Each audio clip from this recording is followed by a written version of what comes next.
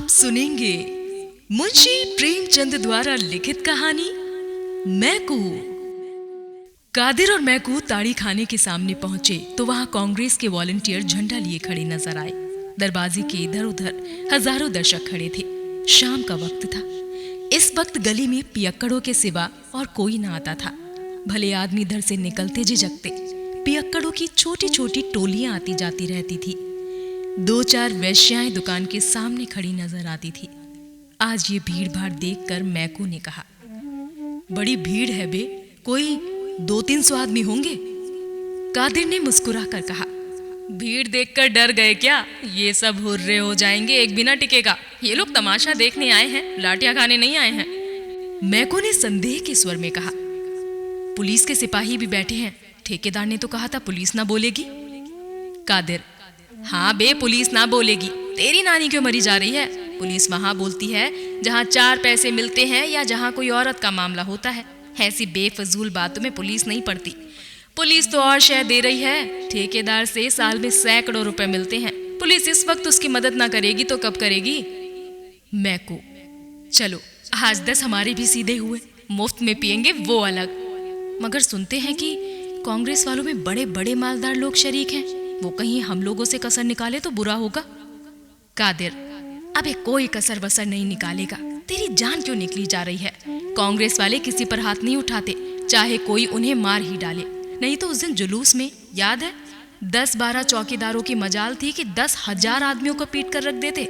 4 तो वहीं ठंडे हो गए थे, मगर एक ने हाथ नहीं उठाया। इनके जो महात्मा है ना, वो बड़े भारी फकीर हैं। उनका हुक्म है कि चुपके से मार खा लो, लड़ाई मत करो। यूं बातें करते करते दोनों ताड़ी खाने के द्वार पर पहुंच गए।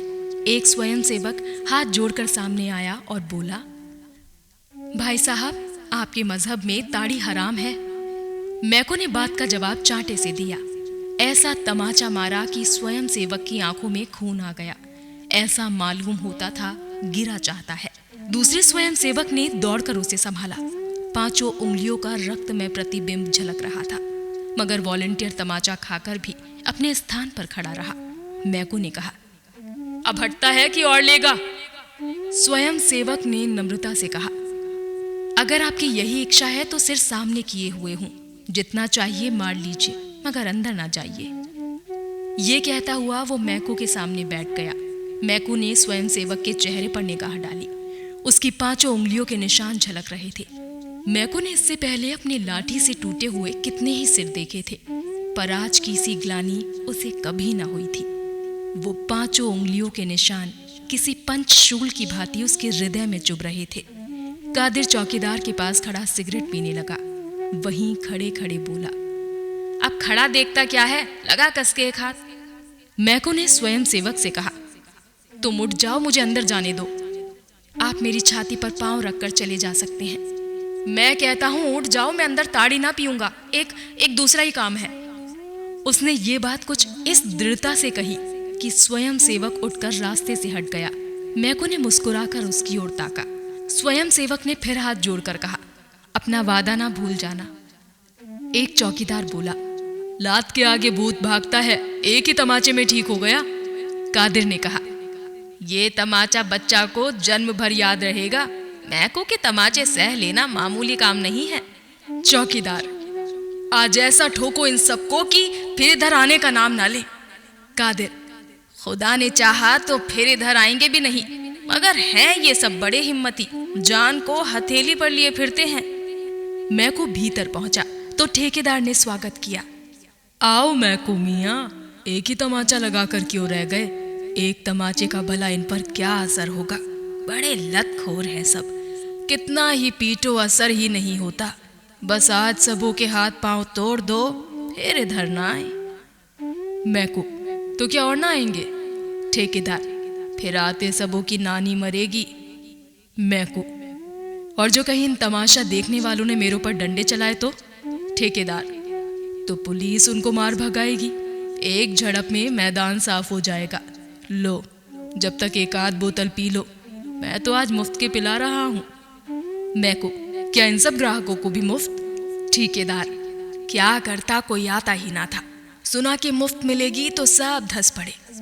मैकू, मैं तो आज ना पीऊंगा। ठेकेदार, क्यों, तुम्हारे लिए तो आज ताजी ताड़ी मंगवाई है। मैकू, यूं ही, आज पीने की इच्छा नहीं है, लाओ कोई लकड़ी निकालो, हाथ से मारते नहीं बनता।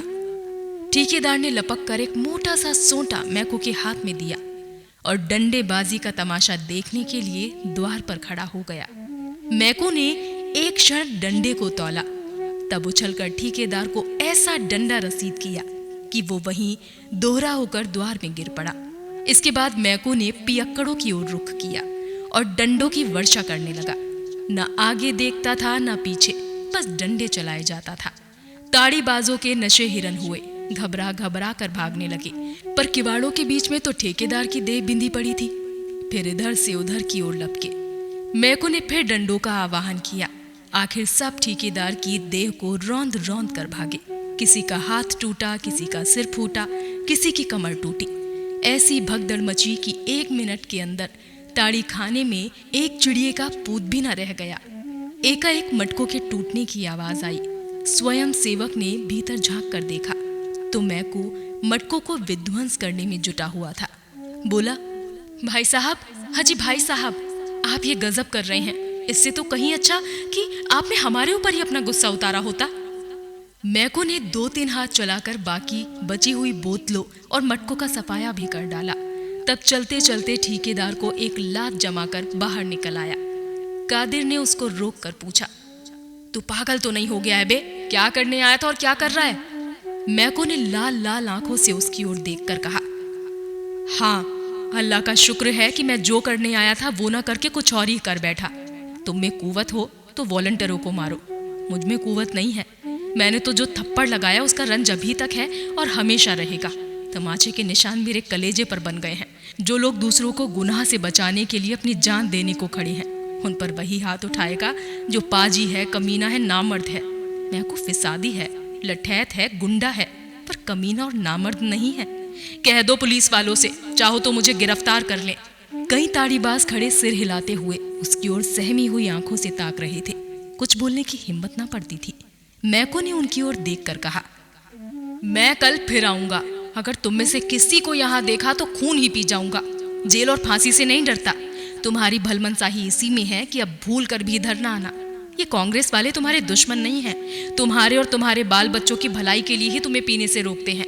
इन पैसों से अपने बाल बच्चों की परवरिश करो, घी दूध खाओ।